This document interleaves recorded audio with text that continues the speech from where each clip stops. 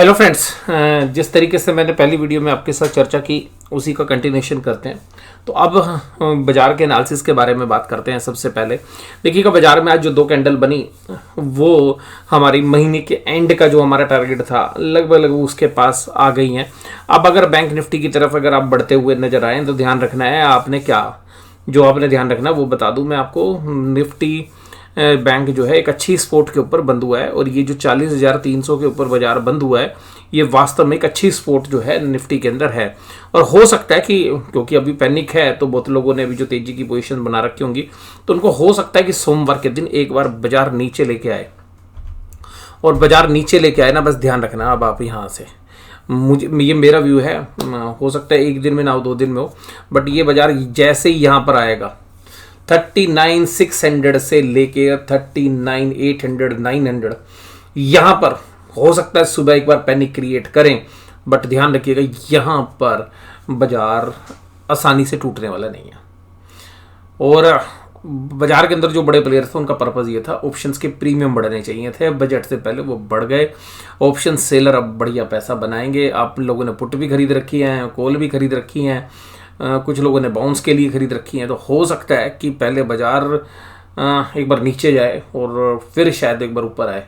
लेकिन बाजार में अब ये जिस वॉल्यूम के साथ आज गिरावट हुई है और ये 2 कैंडल बनी है, यहाँ पर एक चीज़ मैं आपको जरूर बताना चाहूँगा। आज DIIs ने बहुत दब के माल तो खरीदा ही खरीदा है और तकरीबन जो FIs की सेलिंग था उसको 80% अब्जॉर्व भी कर लिया है। लेकिन आज रिटेलर बैकफुट पे था। और यहाँ पर आपको एक बात बताता हूँ, ध्यान से समझिएगा। जो पोजीशंस ऑप्शंस की थी वो यहाँ पर अभी सेटल कर ली गई हैं एक बार के लिए और बाजार एक पुल बैक भी देने की तैयारी कर सकता है। ध्यान रखिएगा यहाँ पे। तो यहाँ पर जो भी कुछ होगा, मैंने आपको शुरू में बोला था 3 दिन पहले, मुझे याद है 3-4-5 दिन पहले, मेरे को एग्जैक्टली याद नहीं कि मैंने किस दिन आपको वीडियो में बोला था। मैंने कहा जो भी कुछ होगा ना, होना बड़ा है, बड़ा होने वाला है।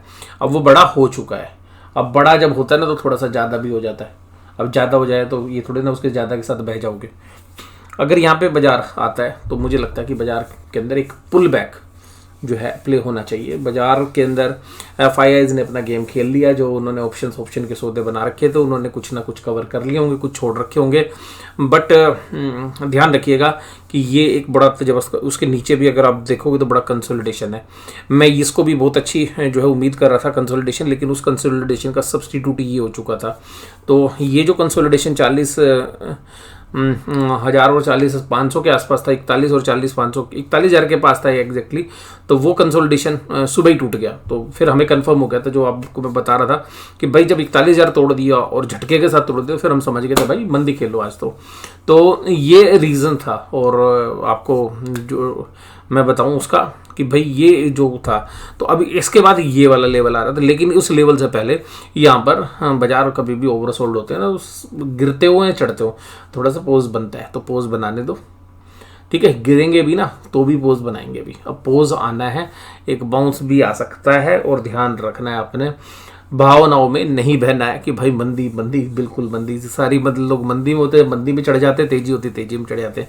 ना मैं तेजी कर रहा अभी भी, ना मैं मंदी कर रहा। मैं देख के देखूंगा, क्योंकि बाजार में इतने बड़े मूव के बाद अलर्ट होकर खेलना सबसे ज़्यादा समझदारी है। ना मैं बहुत एग्रेसिवली बाय हूँ ना सेल हूँ, लेकिन जो प्राइस एक्शन दिखाएगा उसके हिसाब से काम बनता है। क्योंकि अगर यहाँ से भी नीचे से आके कवरिंग हुई ना तो अच्छी कवरिंग हो जाएगी। लेकिन ये ध्यान रखिएगा कि वो जो भी कवरिंग होगी अब 42,000 के नीचे रहेगा, 41,700 41,800। अब एक बढ़िया वाली जो है रेजिस्टेंस है, उससे पहले ये तो बढ़िया वाली होगी, इसके नीचे भी 40,800 के आसपास तक की एक रेंज जो है रहने वाली है। ये रेजिस्टेंस का काम जरूर करेगा। बेशक साइज ने एक झटके में तोड़ दिया, लेकिन अब ये ऊपर आते वक्त भैया नखरे करेगा यहाँ पे। तो ध्यान रखिएगा ये 41,000 के आसपास और फिर उसके बाद 41,800 ये सब रेजिस्टेंस रहने वाला है। यहाँ पर बाजार शायद मुझे लगता है कि बजट से पहले यहाँ अब टाइम पास करेगा, पुल बैक कर सकता है बीच बीच में। बट ध्यान रखना है आपने कि 41,000 के आसपास बाजार में एक अच्छी सेलिंग आ जाएगी। 39,600 39,800 पे एक अच्छी बाइंग की उम्मीद है। और कोई बहुत बड़ा अभी हम जो है एंटिसिपेट नहीं कर रहे। बाजार यहाँ पे कंसोलिडेट करने की चेष्टा करेगा। इसी के साथ साथ क्योंकि हमारा जो व्यू था वो 40,500 का था, वो तो 40,500 आ ही गया।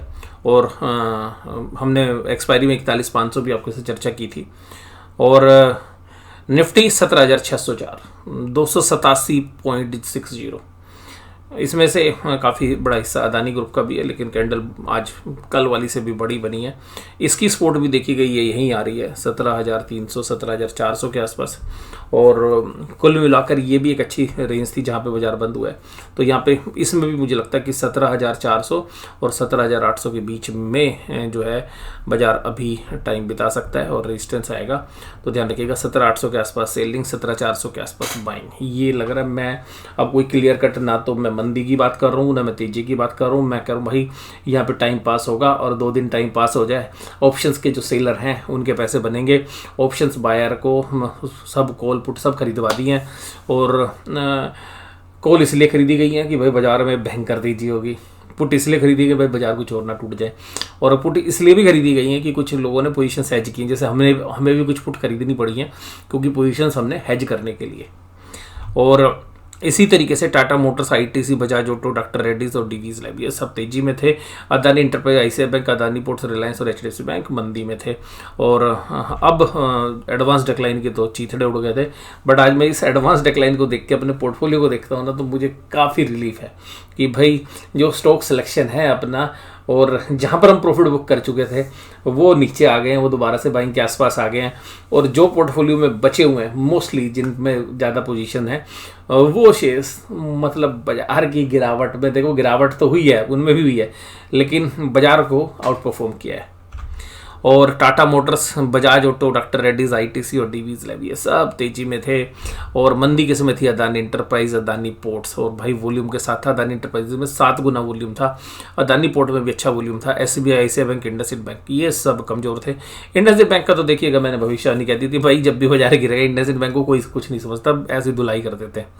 तो ये हालांकि तेजी करते वक्त भी इसका यूज़ होता है बट मंदी में ज़्यादा यूज़ होता है। और अब आज भी अपना जो शेयर है भाई कोटक महिंद्रा बैंक 1700 उसने प्रोटेक्ट कर लिया और 1680 1700। अब देखिए मुझे जो लॉन्ग टर्म के निवेशक हैं जो बाजार की घबराहट से घबराते नहीं है उनके लिए मुझे लगता है लार्ज कैप में कोटक महिंद्रा बैंक एक सेफ बेट हो सकती है। बट हाई बीटा सेगमेंट है बट मुझे लग रहा है ठीक है। और आपको एक और जो चर्चा थी वो मैं बताऊंगा कल की वीडियो में। अब बाजार तेजी से ऊपर क्यों नहीं जाएंगे, बाजार कंसोलिडेट क्यों करेंगे, और ये भी हो सकता है कि बाजार पूरे साल आउट परफॉर्म ना करें। बाजार ने जो ये हाई लगा दिया है निफ्टी बैंक ने, जो जनवरी के महीने में जो या दिसंबर में जो हाई लगा था, वो जो दिसंबर में 44,000 का हाई था, वो हो सकता है कि पूरे साल भर वो हाई टूटे ही ना निफ्टी बैंक से। मैं वो चर्चा कल आपके साथ करूंगा सैटरडे के दिन। और निफ्टी 40,345, लेकिन वो हमारे लिए बहुत अच्छा रहेगा, आपके लिए बहुत अच्छा रहेगा जो ऑप्शंस के ट्रेडर्स हैं, क्योंकि एक रेंज में बाजार रहे ना तो बहुत बढ़िया रहता है। और हालांकि रेंज बड़ी रहेगी, ये ध्यान रखना। 40,345 निफ्टी बैंक। और मैं आपको देखिए बार बार आगाह करता रहा मैं बाजार में करेक्शन आएगी, हाई पी वैल्यूएशन स्टॉक से थोड़ा सा दूर रहो। और ICI bank, SBI, HDFC bank, Kotak Mahindra, bank of Baroda. और खरीदारी आप चाहें तो थोड़ी थोड़ी जब अच्छी जो फंडामेंटल साउंड स्टोरीज हैं उनमें बाइंग बन सकती है अभी भी, जैसे मैंने आज आपके साथ कोटक महिंद्रा की जिक्र किया। इसी तरीके से और भी शेयर्स हो सकते हैं। ICICI bank, SBI, HDFC bank, bank of Baroda सब कमजोर थे। और उसके बाद federal bank, AU small finance, बंधन बैंक, एचडीएफसी, एक्सिस सब कमजोरी में थे।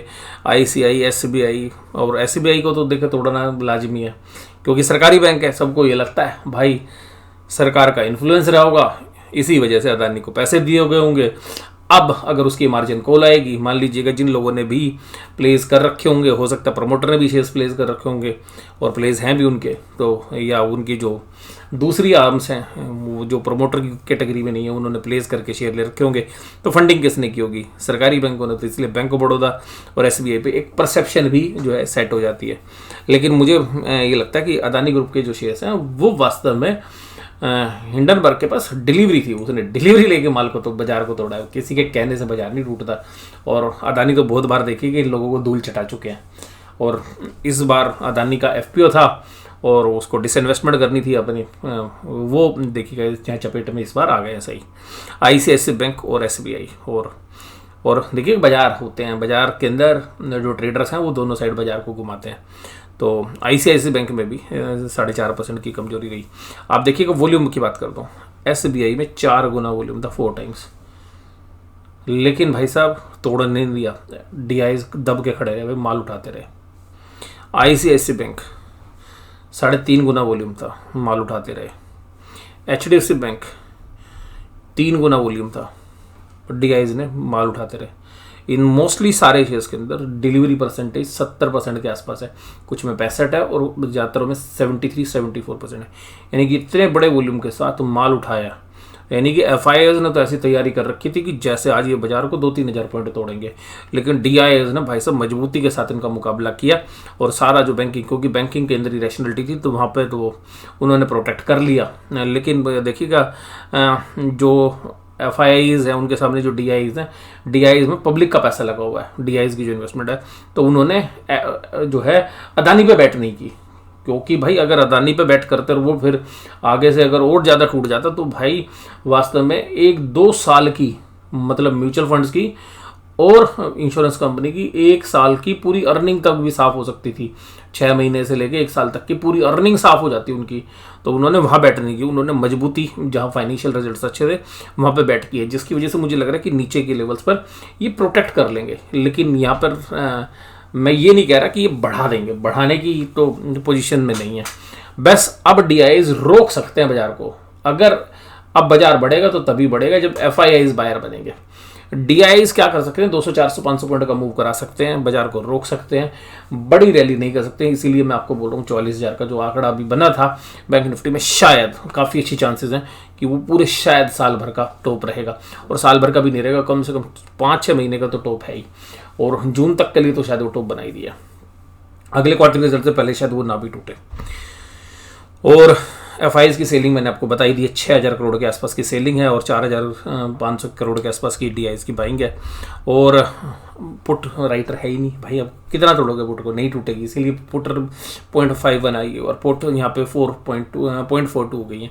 तो पुट राइटर है ही नहीं, तो अब भाई बड़े प्लेयर्स ने अपने सौदे काट लिए। उन्होंने जो माल भर भर के खरीदा था, मैं आपको क्या बोल रहा था, रोज ही एक ही बात बोल रहा था, मैंने कहा भाई इतना बड़ा बड़ा माल ये खरीद के गए हैं ना, ये ऐसे ही नहीं खरीद रखा है। 1,08,000 करोड़ की इंडेक्स ऑप्शंस खरीद रखी है, उनको इंडेक्स तोड़ना है। और ये जब मैंने ये जो इंडेक्स के आंकड़े आपके साथ डिस्कस, मैंने कहा बड़ा गेम होना है और तेजी के सार मेरे को लग नहीं रहे, तो बद है मंदी। मैंने यही बोला था तेजी की संभावना बहुत ही कम है, और मैंने कहा था 90% मुझे चांस लग रहा भाई बाजार गिरेगा, और 10% चांस है भाई हो सकता है कि चले भी जाए। बट मैंने क्लियरली जो है क्योंकि बाजार में कोई चीज़ निश्चित नहीं होती, लेकिन उस समय पर बड़े कन्विक्शन के साथ आपके साथ जो है डिस्कशन किया था। और उसके साथ देखेंगे अगर स्पोर्ट की बात करें तो 17,604 बंद हुआ, 287 पॉइंट, और गिरावट में ब्रेंट क्रूड $88 पे है। अमेरिका के बाजार भी देखिएगा 205 पॉइंट की तेजी के साथ बंद हुए थे। कल थर्सडे में हम छुट्टी पे थे, हम रिपब्लिक डे मना रहे थे, और 17,600 के ऊपर जो है ऑप्शन जो है कॉल राइटर। और देखिए एक चीज़ और बड़ी अच्छी बताता हूँ मैं आपको, बहुत ज़्यादा पुट राइटिंग नहीं है, बहुत ज़्यादा कॉल राइटिंग भी नहीं है। कॉल राइटिंग 17,800 पे जाके है। तो इसका मतलब समझ रहे हो कि सब लोगों को पता भाई मामला दिन में निपटा लेते हैं, तो ज़्यादातर लोग पोजीशंस कैरी नहीं करके गए हैं। और ऊपर के लेवल पे जो 18,000 पे कॉल राइटिंग हुई है, तो ये दायरा बता रही है आपको 17,400 से 17,800 के बीच में रखेंगे बाजार, ज़्यादा 18,000 भी चला जाए। तो मैं उम्मीद कर रहा हूँ थोड़ा सा, क्योंकि अभी इतनी बड़ी वॉलेटिलिटी है, थोड़ा सा रेंज और भी बढ़ा सकते हो आप। तो मतलब पूरी रेंज आप देखिएगा 17,200 17,400 के आसपास, ये एक ऐसी रेंज है, मुझे 17,400 ही लग रही है। 17,400 के आसपास बाजार जाए बाय, 300 चला जाए और थोड़ा बाय, 17,200 चला जाए बाय, ठीक है, बाउंस करेगा एक बार, नहीं भी करेगा ना टाइम जरूर बिताएगा। और मुझे बाउंस की भी उम्मीद है नीचे से, और टाइम तो देखिएगा एक बार पास जो है बाजार जरूर से जरूर करेगा। और बैंक निफ्टी में भी यही है। बैंक निफ्टी में क्या है, पुट राइटर 40,000 पे हैं थोड़े बहुत, लेकिन ज़्यादा पोजीशंस है ही नहीं कॉल राइटर पुट राइटर की। और ये देखिएगा 41,000 पे 55,000 कॉल राइटिंग है, तो ऊपर के तो लेवल 41,000 के आसपास बन रहा है, लेकिन नीचे का भी कोई बेस तो नहीं बना है। लेकिन फिर भी अगर आप देखेंगे तो 40,000 पे कुछ पुट राइटिंग है, तो और मुझे ये लग रहा है कि ये तो अच्छा स्पोर्ट है। यहाँ देखिएगा 39, 739, 800, 600, ये यहाँ जाएगा ना, बाजार अच्छा बाउंस करने के चांसेस है, मेरा व्यू है। और मैं केवल एजुकेशनल पर्पसेस के लिए आपके साथ ये डिस्कशन कर रहा हूँ। डिस्कशन कैसा लगा जरूर से जरूर मुझे कमेंट बॉक्स में बताइए। वीडियो देखने के धन्यवाद, थैंक यू वेरी मच। और देखिएगा अब ये आज की वीडियो है, तो इस वीडियो के बाद अब कल वीडियो हम शेयर करेंगे। तो आज कोई और वीडियो हम आपके साथ शेयर नहीं करेंगे, ना तो अल्फा में आएगी ना और कोई वीडियो, क्योंकि मैंने आपको बताया जैसा कि आज मेरे को थोड़ा से अपने पर्सनल जो है काम है, तो जिस वजह से मैं आज शाम को वीडियो बनाने के लिए उपलब्ध नहीं होऊंगा। तो कुछ डेटा आज बेशक से कम थे, और तो एनालिसिस के लिए थोड़ा सा और ब्रॉडर जो है मुझे डेटा चाहिए होते, लेकिन फिर भी जो डेटा थे उनके साथ मैंने आपके साथ डिस्कशन किया। वीडियो देखने के लिए धन्यवाद, थैंक यू वेरी मच।